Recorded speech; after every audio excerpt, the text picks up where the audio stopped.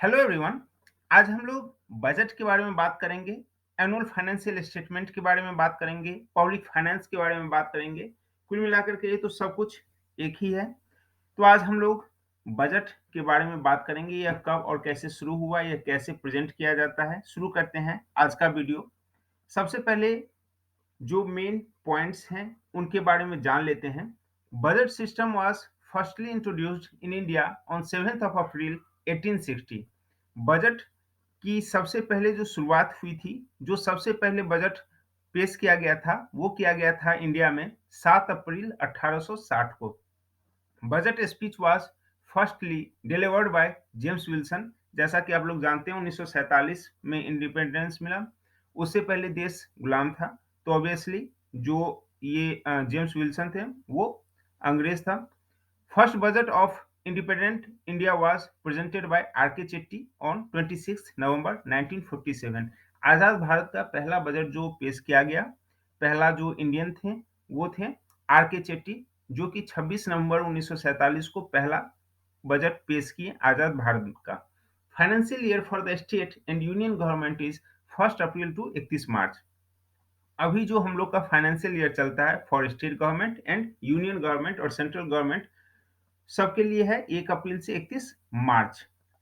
Prior to 1867, the financial year in India used to commence on 1st May and ended on 30th April, but it changed on the recommendations of L.K. Jha, जो कि 8th RBI governor हुए India के।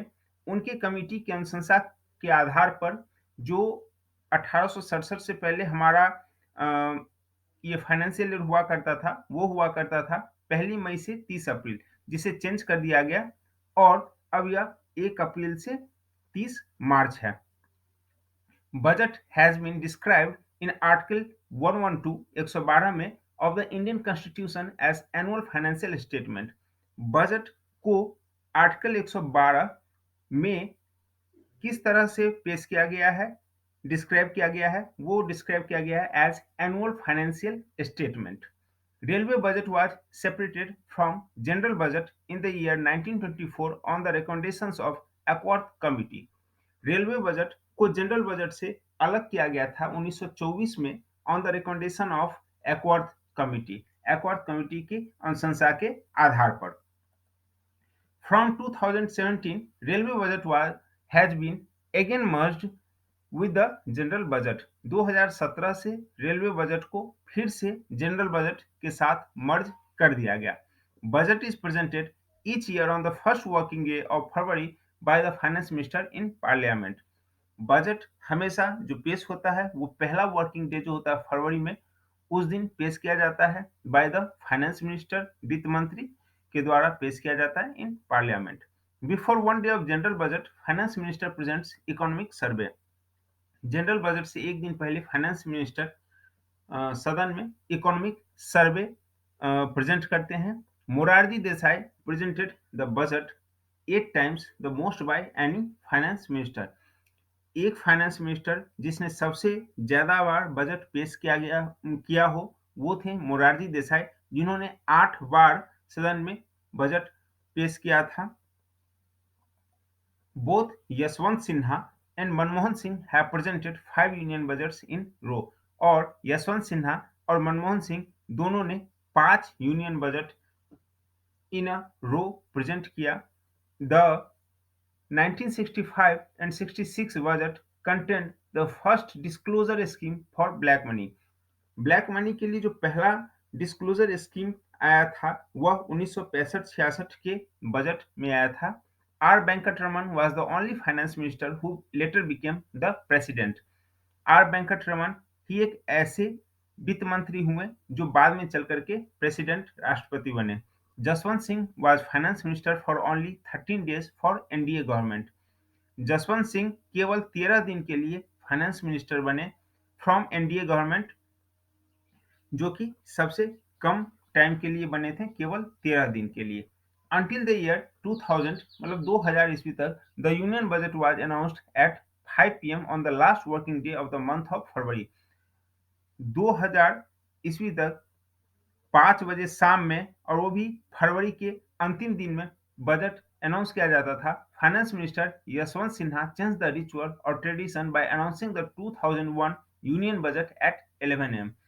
और इसको जिसने change किया वो थे यशवंत सिन्हा, जिन्होंने 2001 में 11 बजे सुबह में बजट को पेश किया। और उससे पहले जो बजट प्रेजेंट किया जाता था वो किया जाता था फरवरी के अंतिम दिन और 5 बजे शाम में। Since 1980 budget papers are printed in North Block. 1980 से जो बजट पेपर हैं वो प्रिंट किए जाते हैं नॉर्थ ब्लॉक में। A week before the budget is presented the employees of the press stay in the ministry and have no means of communicating with the outside world. एक हफ्ते पहले से जब बजट पेश किया जाना होता है तो जो एम्प्लॉय होते हैं, जो प्रेस में जहाँ पे बजट छपता है, बजट की रूपरेखा तैयार होती है, बनती है, उनके जो एम्प्लॉय होते हैं, जो प्रेस में रहते हैं, वो बाहर की दुनिया से कोई भी उनका संपर्क नहीं रहता है। इसे इसका लॉजिक यह है कि अगर कोई भी जानकारी बाहर की दुनिया में या आउटसाइड अगर पहुंचती है तो उसका मार्केट पर, इकोनॉमी पर बहुत बड़ा असर हो सकता है। अगर वो यह कोई भी यह लीक कर दे बात, या यह खबर बाहर पहुंच जाए कि किस चीज़ों का रेट बढ़ने वाला है, किसका कम होने वाला है, कहाँ पे कुछ इंक्रीज होने वाला है, कुछ डिक्रीज होने वाला है। इसलिए जो भी आदमी इससे जुड़े हुए होते हैं उनको बाहर की दुनिया से पूरी तरह से काट दिया जाता है, उनका कम्युनिकेशन खत्म कर दिया जाता है। अब हम लोग जानते हैं एनुअल फाइनेंशियल स्टेटमेंट या बजट क्या होता है। Article 112 of the Constitution requires the government to present to the Parliament a statement of estimated receipts and expenditure in respect of every financial year, April 1 to March 31. This statement is called the annual financial statement. Constitution में article 112 में यह कहा गया है कि government को parliament के सामने एक स्टेटमेंट प्रेजेंट करना है जिसमें उसके एस्टिमेटेड रिसिप्ट्स एंड एक्सपेंडिचर होंगे फॉर एवरी फाइनेंशियल ईयर। और जो कि आप लोग जानते हैं कि 1 अप्रैल से शुरू होता है और 31 मार्च को खत्म होता है इंडिया में फाइनेंशियल ईयर। और यही जो स्टेटमेंट होता है उसे एनुअल फाइनेंशियल स्टेटमेंट बजट कहा जाता है। This statement is usually a white 10 page document and it is divided into three parts: consolidated fund, contingency fund and public account fund। इन तीनों के बारे में हम लोग आगे भी डिटेल में जानेंगे कि ये जो स्टेटमेंट होता है इसको 3 पार्ट में डिवाइड किया जाता है, जिसमें कंसोलिडेटेड फंड होता है, कंटीजेंसी फंड होता है और पब्लिक अकाउंट फंड होता है। For each of this funds the government has to present a statement of receipts and expenditure. और इन सब फंड्स के लिए गवर्नमेंट यह पेश करती है कि उसका एस्टिमेटेड रिसिप्ट्स और एक्सपेंडिचर क्या है। अब वन बाय वन जानते हैं इन सब के बारे में। सबसे पहले जानिए कंसोलिडेटेड फंड क्या है। All revenue, example tax revenue from personal income tax, corporate income tax, customs and excise duties, as well as non-tax revenue such as license fees, dividends, etc., received by the Union government, as well as all loans received or raised by issue of treasury bills, internal and external loans, and all monies received in repayment of loans from a consolidated fund entitled the Consolidated Fund of India, and no money can be withdrawn from this fund without parliament approval। और इस fund से कोई भी पैसा या fund withdraw नहीं किया जा सकता है विदाउट पार्लियामेंट अप्रूवल के। तो कंसोलिडेटेड फंड क्या होता है कि जितने भी रेवेन्यू होते हैं, एग्जांपल टैक्स रेवेन्यू में आता है हमारा personal income tax, corporate income tax, custom and excise duties, और जो नॉन टैक्स रेवेन्यू होते हैं जिसमें आपका फी, पेनल्टी, लाइसेंस फीस, डिविडेंड्स ये सब आते हैं, उससे जो गवर्नमेंट को पैसा रिसीव होगा, प्राप्त होगा, साथ ही साथ इशू करके जो ट्रेजरी बिल्स को इशू करके जो भी लोन्स के थ्रू पैसा सरकार के पास आएगा, वो सारे के सारे कंसोलिडेटेड फंड होते हैं। और इस फंड से पैसा बिना पार्लियामेंट के अप्रूवल के नहीं निकाला जा सकता है, विड्रॉ किया जा सकता है। अब जानते हैं कंटीजेंसी फंड क्या होता है। Contingency fund is meant for any urgent और अनफॉरसीन एक्सपेंडिचर। जैसा कि आप लोग जानते हैं कंटीजेंसी मतलब आकस्मिक, मतलब कोई भी अचानक से कोई खर्चा आ गया उसके लिए एक फंड क्रिएट किया जाता है। No fund can be withdrawn without the permission of president of India, यानी कि प्रेसिडेंट की मंजूरी के बिना इस फंड से, कंटीजेंसी फंड से पैसा नहीं निकाला जा सकता है। And the amount withdrawn is return to the fund from the consolidated fund, और इस फंड से जो पैसा निकाला जाएगा उसमें कंसोलिडेटेड फंड से पैसा वापस किया जाएगा। The contingency fund limit has been raised to rupees 500 crore और रुपीज 5 बिलियन, और कंटीजेंसी फंड का जो लिमिट है उसको बढ़ा के 500 करोड़ कर दिया गया है। अब जानिए पब्लिक अकाउंट फंड क्या होता है। It is fund where the government is merely acting as a banker, for instance provident funds, small savings and so on. They have to be paid back at some time to their rightful owners. In this fund expenditures are not required for any approval।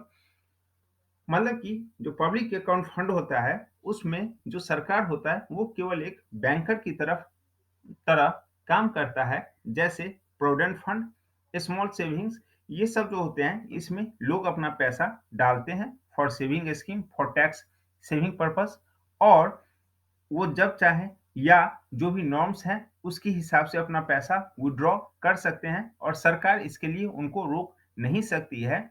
इसमें सरकार केवल एक banker की तरह काम करती है, जिन्हें जो भी लोग होते हैं, जो भी राइटफुल ऑनर्स होते हैं, उनको उनका पैसा वापस करना होता है। और इस फंड से जो भी एक्सपेंडिचर किया जाता है उसके लिए कोई भी अप्रूवल की जरूरत नहीं होती है। तो आज हम लोगों ने बजट के बारे में जाना।